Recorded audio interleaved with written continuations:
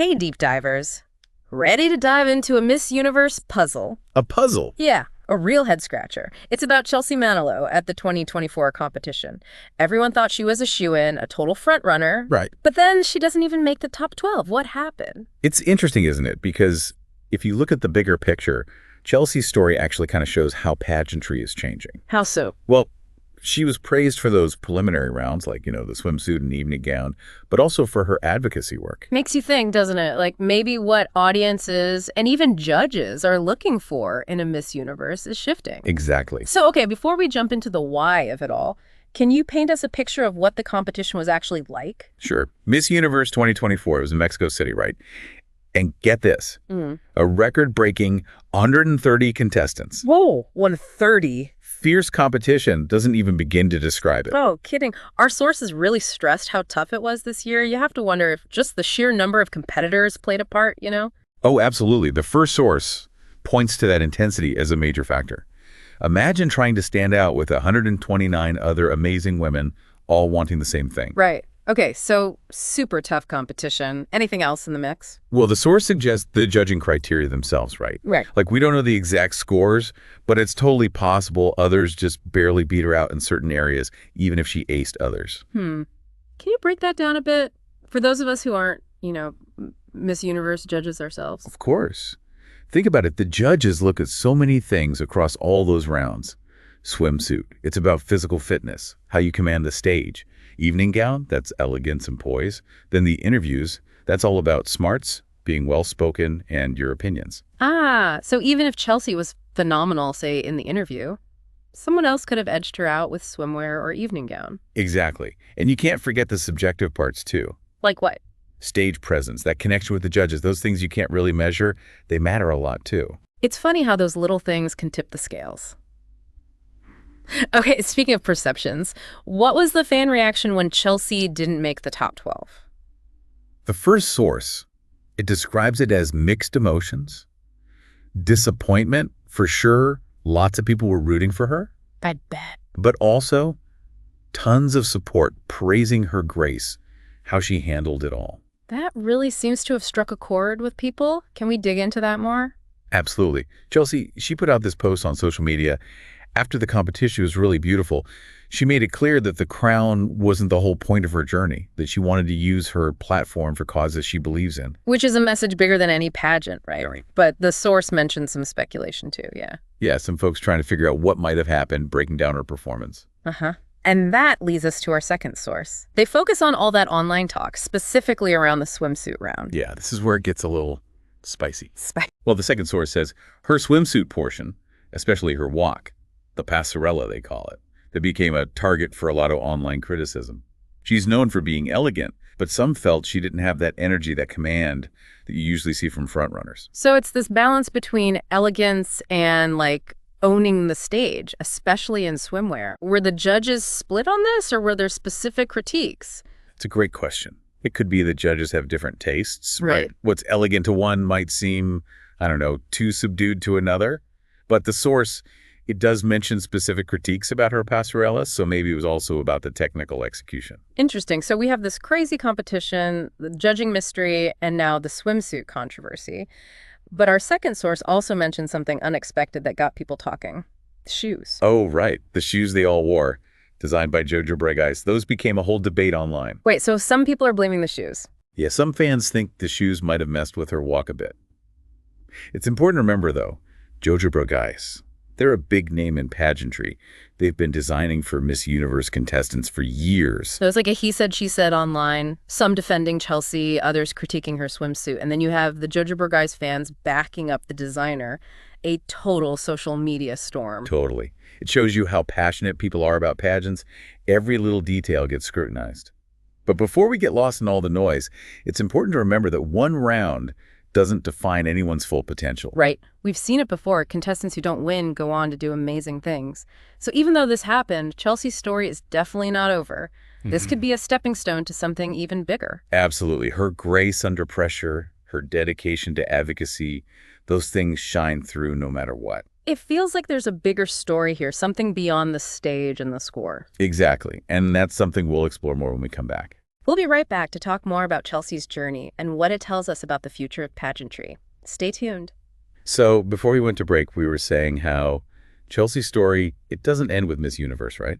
Hmm. Let's talk more about her advocacy, which everyone was already praising even before the competition. Yeah, it's really striking how much focus there's been on her advocacy work. It's almost become like the main thing people are talking, even more than the competition itself. Why do you think that is? It's like a sign of the times in pageantry.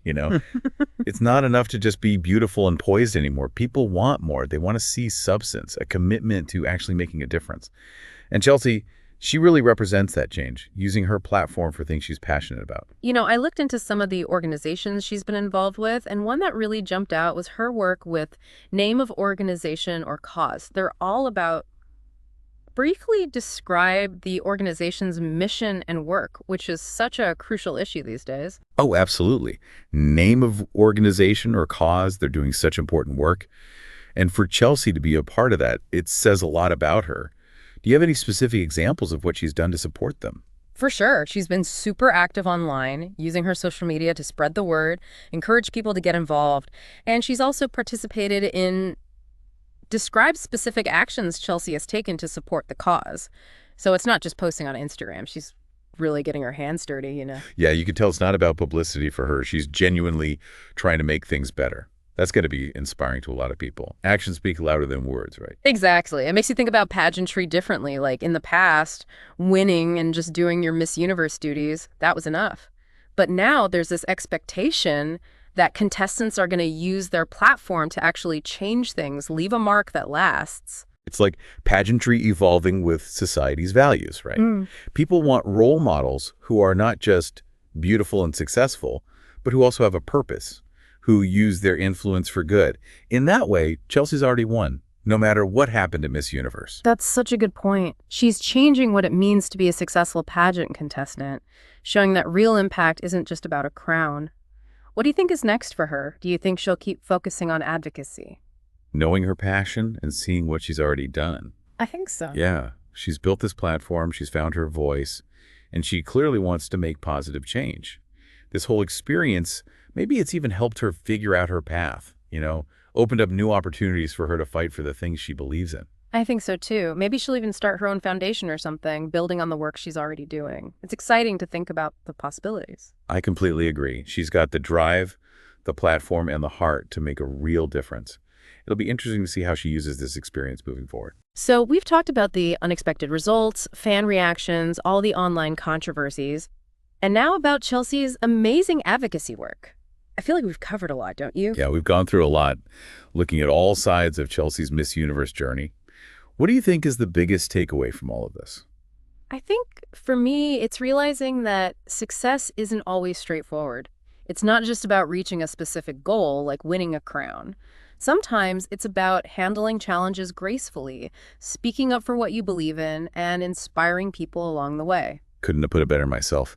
It's a great reminder that setbacks, they can actually help us grow, lead us in new directions that ultimately shape our purpose and our impact. And it's important to remember that everyone has their own story, a journey that goes beyond one event. Chelsea's Miss Universe experience, it's just one chapter in a much bigger story that's still being written, a story about resilience, determination, and using your voice for good. Exactly. Even without the crown, she's already a role model for so many people, inspiring them with her grace, her advocacy, and her spirit. And speaking of inspiration, I think it's important to acknowledge all the support Chelsea has received from fans around the world. Even with the disappointment and the online debates, there's been so much love and encouragement for her. It's amazing to see that kind of support. Yeah. It really shows the power of community, especially online. And it reminds us that social media can be a good thing too. Sure, it can amplify negativity and drama, but it can also bring people together and create a sense of support. Absolutely. We have the power to choose what we focus on, what we amplify, and what kind of online world we want to be a part of. So let's choose to celebrate the positive, the stories that inspire us, and the people who are using their platforms to make a difference. Chelsea's journey is a perfect example of that. I think that's a wonderful thought to keep in mind. Now, before we wrap up this deep dive, one last and maybe surprising thought. It's funny, we were talking about the Jojo Burgais shoes and how some people thought they held Chelsea back. But what if we looked at it from a design perspective?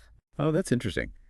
It's easy to get caught up in the competition and forget about the artistry and skill involved in designing something like pageant shoes. Yeah, I love a good fashion deep dive. So tell me, what are some of the design challenges when it comes to shoes specifically for pageants? Well, think about it. They have to be glamorous, right? They've got to look amazing with those elaborate gowns and stage outfits. But they also have to be comfortable enough to wear for hours under all that pressure and with everyone watching. Right, and all those movements, the passerella, the shoes have to work with that too. Exactly. It's not just about a pretty heel. Jojoba guys, with their experience designing for Miss Universe all these years, they must have considered all that. So instead of judging the shoes as good or bad, maybe we can look at their design choices, the materials they use, the heel height, the overall look they were going for. Yeah, I get it. It shifts the focus away from blame and towards appreciating the design process, all the thought that goes into making shoes that work for a pageant. Exactly. It's a chance to recognize the art and the technical skill that often gets overlooked. And who knows, maybe this whole thing will get people talking more about fashion and pageantry in general. How much should the designer's vision matter versus the contestant's own style? How can we make sure the shoes help, not hurt, the performance? Those are some great questions. It really shows how even something like shoes can spark so many different conversations. And it reminds us that even in a pageant, there's always more than meets the eye. Absolutely. It's been a fascinating journey unpacking all these layers of this Miss Universe competition. I hope our listeners have enjoyed exploring all these different viewpoints with us. I know I have. From the unexpected outcome to the online buzz and all the deeper thoughts about advocacy and even design, this deep dive has been full of surprises. And Chelsea's story, it's just getting started. I can't wait to see what she accomplishes and the impact she's going to make. Me too. She's an inspiration, showing us the power of resilience, grace, and using your voice for good. Well, that wraps up our deep dive into Chelsea Manalo's Miss Universe journey. Until next time, keep on diving deep, everyone. And remember, there's always something interesting to discover when you look beyond the surface.